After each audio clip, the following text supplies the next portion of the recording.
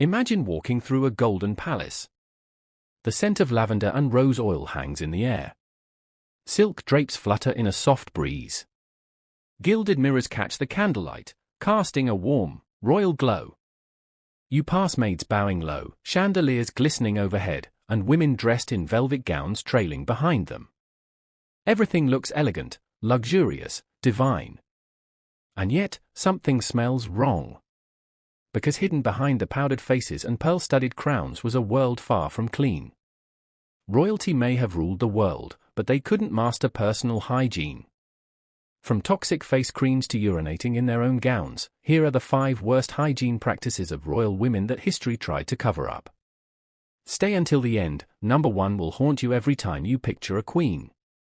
1. The bathing is dangerous. In the Middle Ages and well into the Renaissance, bathing was feared, not encouraged. Why? Doctors at the time believed that water opened the pores, allowing miasma, or bad air, to seep in and poison the body. So many royal women were terrified of bathing. Queen Isabella of Castile, one of Spain's most powerful rulers, was famously said to have bathed only twice in her entire life. And she wasn't alone.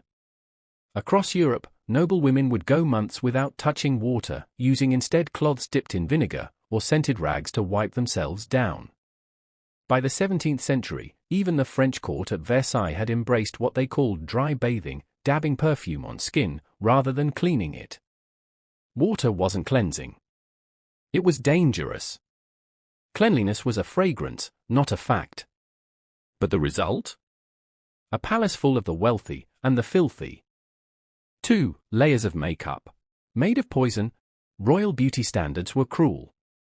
Pale skin meant wealth. It meant you didn't work in the sun. It meant status. And to achieve that look, women turned to Venetian ceruse, a cream made of white lead and vinegar.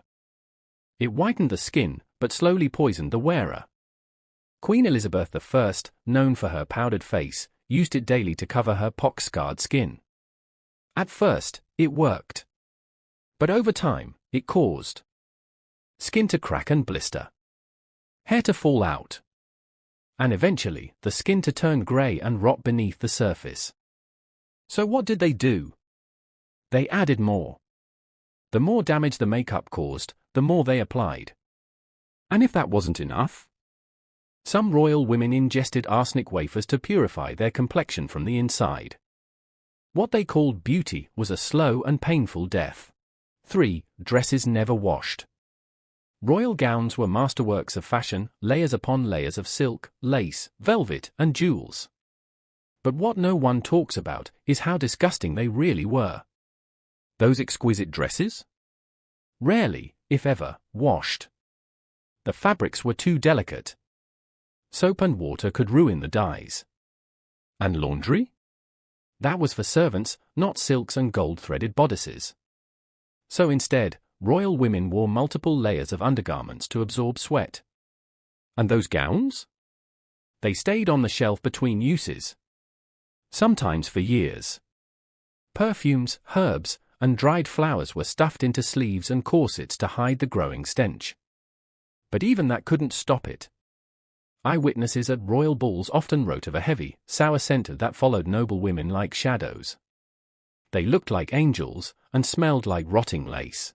4. Rotten teeth and no toothbrushes. Dental care didn't exist. Not for peasants. Not for queens. And the problem started with sugar. While peasants chewed grains and bitter herbs, royals feasted on candied fruits, cakes, and honeyed wines. The result? Black, broken, and rotting teeth, often by age 30. Queen Elizabeth I, again, is a prime example. She kept her lips tightly shut in portraits, not as a royal pose, but to hide her decayed, gaping smile. To clean their teeth, women used chalk, crushed coral, ashes, or even brick dust. None of it worked. In fact, it often scraped the enamel away faster. Tooth removal was done without anesthetic, using metal pliers, and infection was common. Many royal women preferred to suffer silently, mouths filled with pain, all for the luxury of sweets. Royalty had gold, but not gold fillings. 5. Urinating indoors, and leaving it there.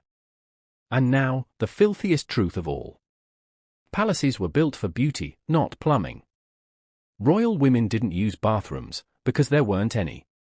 Instead, they used chamber pots, ceramic bowls kept under beds or behind curtains. Some were shaped like chairs.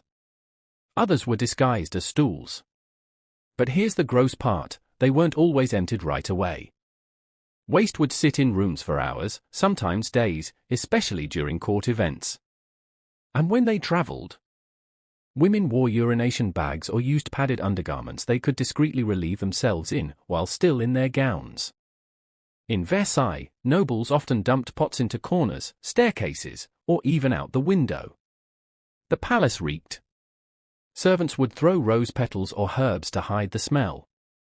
But make no mistake, royalty lived among filth.